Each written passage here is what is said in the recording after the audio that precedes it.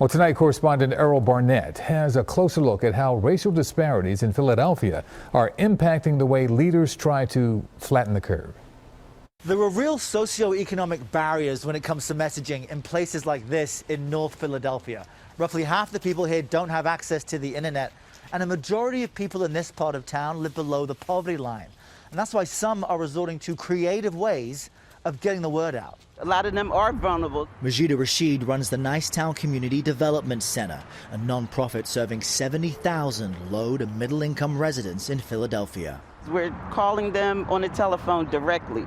The new ways we're trying to reach out to people are kind of, we use them anyway, but social media on all platforms, including the ways that younger people use it on IG. Councilman Darrell Clark says there are many reasons people of color are bearing the brunt of COVID-19.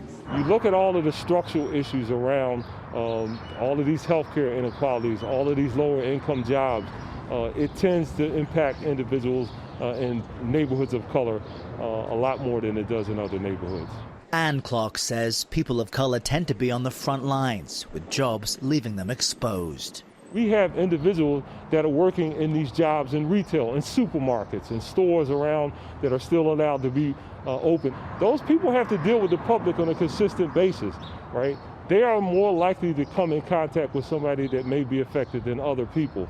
And we're also told generational mistrust of the government may be playing a role of why it's more difficult to get messages to minority groups, stemming from generations of feeling marginalized. And that's why you see people like Majida Rashid calling people directly. And she tells us the elderly folks she's speaking to just want to hear a local friendly voice, and they are afraid right now.